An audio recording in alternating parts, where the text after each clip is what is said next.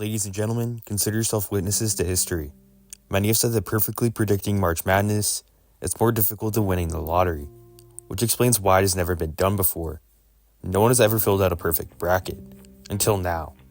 I'm going to watch as much college basketball as I possibly can, the big games and the small ones, from UConn to Hawaii, from live games to highlights. I'm going to try to find and learn as much as I can to create the perfect bracket when March rolls around. But I'll admit, I've always paid closer attention to other sports and leagues, so it'll take a greater expansion of my knowledge to do it. However, I have to start somewhere. Like I already said, I'm not a college basketball genius, so right now I just want to make general observations. The first thing that really stood out to me is UConn being ranked at number 3.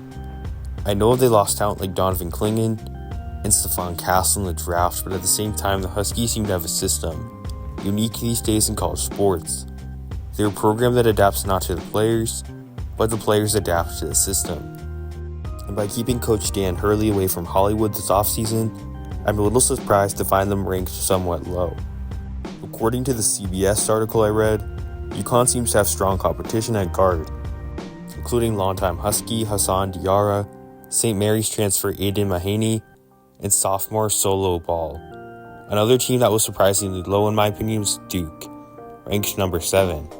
With top prospects Cooper Flagg joining, along with the South Sudanese superstar. Come on, Malwach is my last name. They're my title favorites at the moment. I think those two will end up being top 5 NBA draft picks. Syracuse transfer Malik Brown could also make a big impact on this team. Coach Calipari knows a thing or two about sending guards to the NBA. Think Devin Booker and Tyler Hero, and more recently Reed Sheppard and Rob Dillingham. He might be repeating that strategy with the 16th ranked Razorbacks.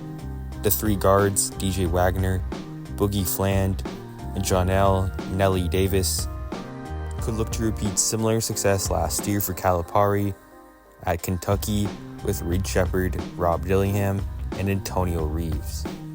All 3 Arkansas guards possess unique skills and could be a fun team to watch this season.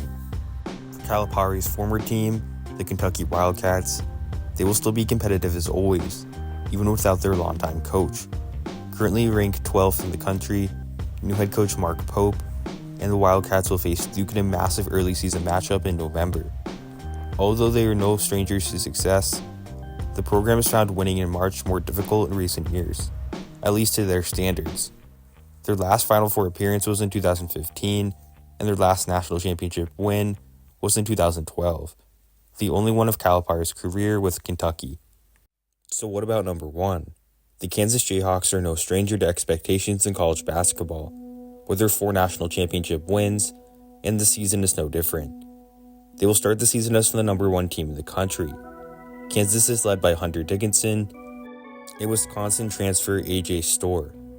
They will be tested early when they play both number 9 North Carolina and number 7 Duke in November. So we will have a good idea of how good they are pretty early on. Kansas won the national championship just 2 years ago. If they want to accomplish that again, there will certainly be major obstacles in the way, especially in such a competitive conference. So what about some other interesting or intriguing teams to start the new college basketball season? Rutgers may not be a traditional basketball powerhouse, but with 2 of the top recruits in the country, Ace Bailey and Dylan Harper, who will also likely be top draft selections, the Scarlet Knights will compete, or at least should compete, with the best this season. The early signs are positive, with Bailey scoring 25 and Harper scoring 20 in an exhibition game against St. John's. How far these 2 can take Rutgers remains to be seen, but I think these 2 5-stars will win a lot of games together this season. UCF is also not particularly a basketball powerhouse, but they will have some fascinating storylines this season.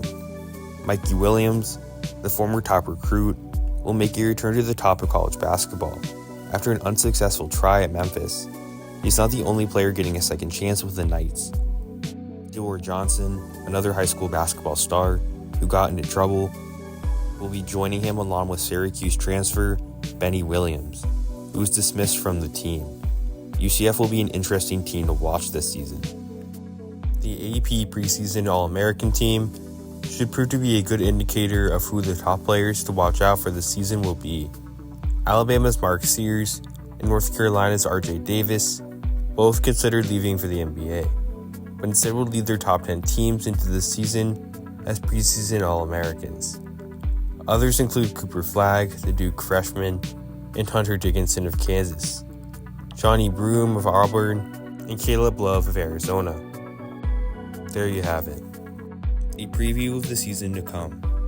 A season I will be paying close attention to on my quest for perfection, which starts now.